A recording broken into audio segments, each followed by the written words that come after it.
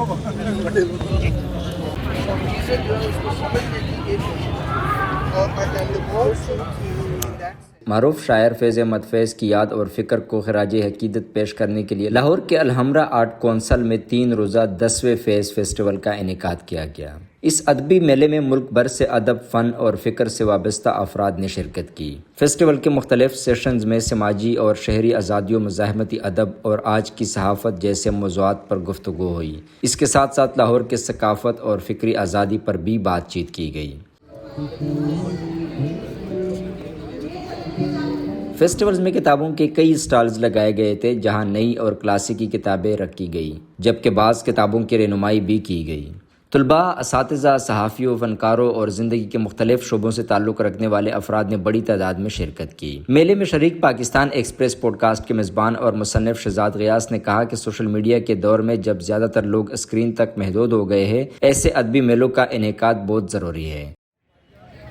جو social media ہے وہ پولرائزیشن بڑھاتا ہے، کیونکہ اگر کوئی اپنی رائے دے آپ اس کے آگے یہ نہیں دیکھتے اس نے کیوں بولا ہے، کیا بولا ہے، لیکن اگر آپ گھر سے نکلتے ہیں، کہیں آ کر ہال میں بیٹھتے ہیں، سامنے اس شخص کو دیکھتے ہیں، گھنٹہ اس کو سنتے ہیں، پھر اپنا سوال پوچھتے ہیں، تو یہ جو تلخیاں ہیں یا نفرتیں ہیں یا ریڈیوسنگ پیپل ٹو 144 کیریکٹرز ہے، اس دنیا سے باہر نکل کر بھی ایک گفتگو ہو سکتی ہے۔ اور اب جب انقلاب کی باتیں کی جا رہی ہیں تو فیض صاحب سے بہتر کس نے شاعری کی ہے یا ذکر کیا ہے ان چیزوں کا۔ فیسٹیول کے مقصد پر بات کرتے ہوئے منتظمین میں شامل فیض احمد فیض کی صاحبزادی نے کہا کہ ان کے لیے یہ خوشی کی بات ہے کہ اس پروگرام کے ذریعے لوگ ایک دوسرے سے مل رہے اور کھل کر اپنے خیالات کا اظہار کر رہے ہیں۔ ایک تو میں کہوں کہ سطحی مقصد ہے کہ لوگ آئیں، ہنسیں، انجوائے کریں، کھانے کھائیں، باتیں کریں، ملیں ایک دوسرے سے، دوستوں سے۔ ایک یہ سطحی مقصد، ایک تھوڑا سا گہرا مقصد کہ فیض کے جو پیغام ہیں، جو فیض کا جو مشن تھا، امن کا، محبت کا، ہیومن رائٹس کا، اس کی باتیں سنیں، ان لوگوں سے ملیں جو ان کے پیغام کو آگے لے کے جاتے ہیں، اس پہ بات کرتے ہیں، اور وہ پیغام اپنے ذہن میں لے کے جائیں اور خود اپنی زندگی میں تھوڑا سا اس کو جذب کریں۔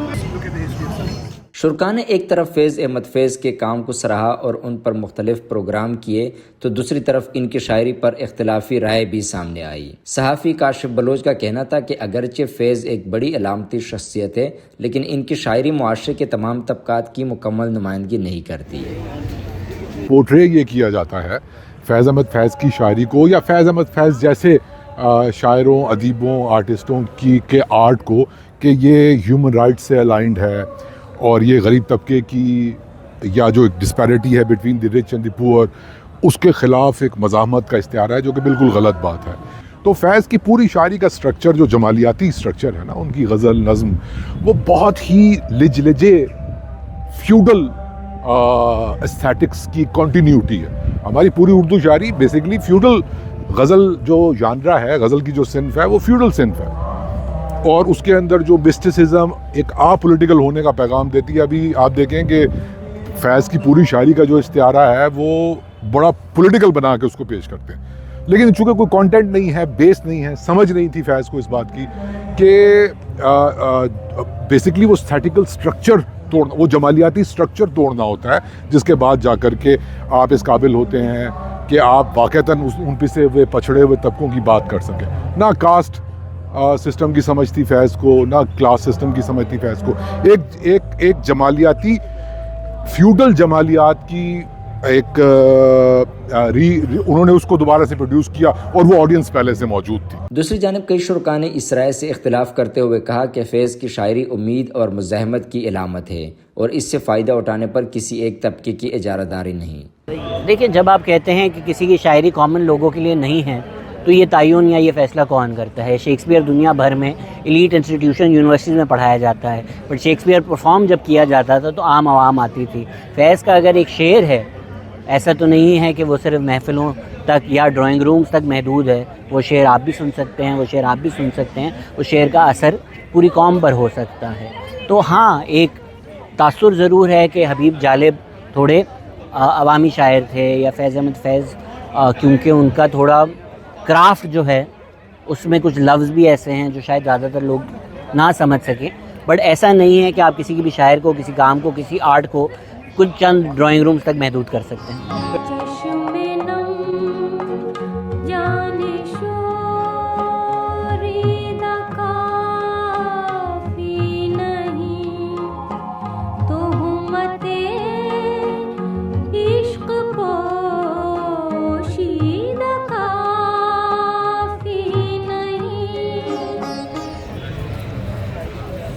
وہی ہم تو ایسے لوگ ہیں جو زندہ دلان لاہور میں ہمارا شمار ہوتا ہے، میرا خیال ہے. تو ہر طرح کا میلہ تو روز ہونا چاہیے. لوگ ملتے ہیں، اسکرین سے، ٹی وی سے، نیوز سے دور جاتے ہیں، لوگوں سے ملتے ہیں، کتابیں دیکھتے ہیں، موسم سے لطف اندوز ہوتے ہیں، اچھے لوگوں سے ملتے ہیں، گپ لگتی ہے. آپ کی میری ملاقات ورنہ کیسے ہوتی؟ تو ادبی میلہ ہو، ثقافتی میلہ ہو، کلچر کا میلہ ہو، اسپورٹس کا ہو، کتابوں کا ہو، کوئی بھی ہو، میلے تو بہت ہونے چاہیے. سو ہم تو یہ میلہ سجاتے ہیں، اپنا حصہ ڈالتے ہیں اس کام میں، اور بہت سے لوگ ڈالتے ہیں. تو خدا کرے کہ اس ملک کے لوگ آپس میں ملیں، دیواریں نیچے ہوں، قدورتیں کم ہوں، محبت بڑھے، خوشی بڑھے، پیار بڑھے.